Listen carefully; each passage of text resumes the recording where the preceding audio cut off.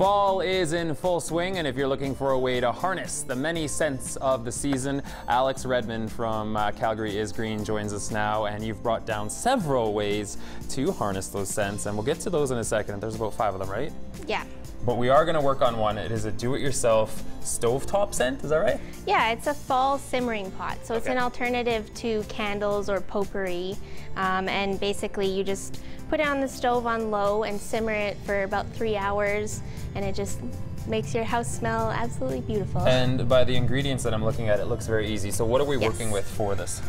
So I got an orange and an apple today. I really like the smell of these, but you can choose any other fall fruits. Even pears would work good. Pumpkin? Yeah, pumpkin would work good if you got some left over from Halloween. So what are the main ingredients in the one that we're making right now? Oranges, apples? Yes. Orange, apple, I got cinnamon sticks and whole allspice, and I chose vanilla extract, but you can also use almond extract. Yeah.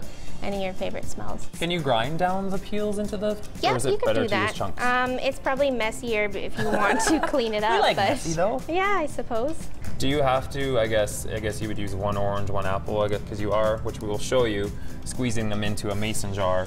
Yes. So they have to fit. Yes. If it looks like they won't fit in a mason jar, then you can probably just use half of one. Yeah.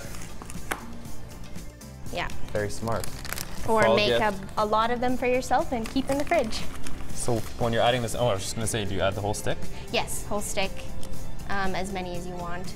If you like it really How cinnamony. strong you want it? Yeah, exactly. How long do you actually let it simmer for? It can go for about 3 hours, but like I said, you need to make sure that the water is constantly at a good level over the fruit. Yeah.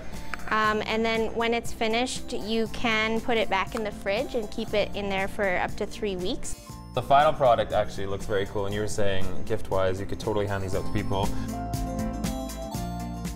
So what else did we bring down today? So I noticed you have some pine cones here. Yes, these are homemade scented pine cones. They're an alternative to what you find in the store. They're a lot bulkier, heavier pine cones, and they're often very, very pungently cinnamony. Yeah. So these ones are homemade. They're with homemade cinnamon oil. And this is the... Yes, this is water and cinnamon oil in a spray bottle.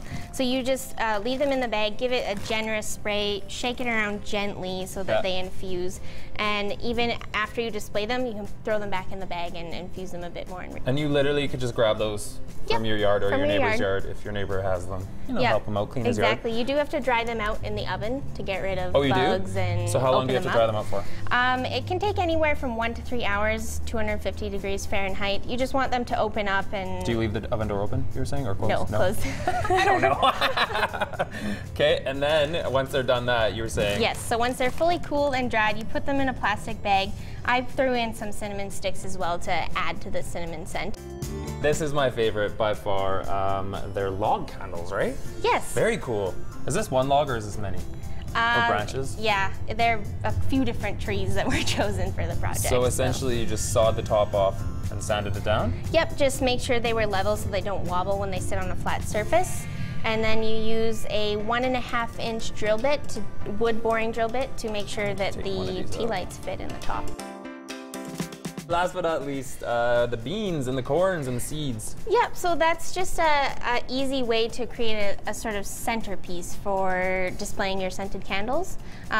Most people have those kind of dried legumes at home, so you just create an alternating color pattern of the beans and then place a candle on top. It's very straightforward. But it looks pretty easy. That one probably looks the easiest out of all of them. For sure. If you could choose one of these, which one is your favorite?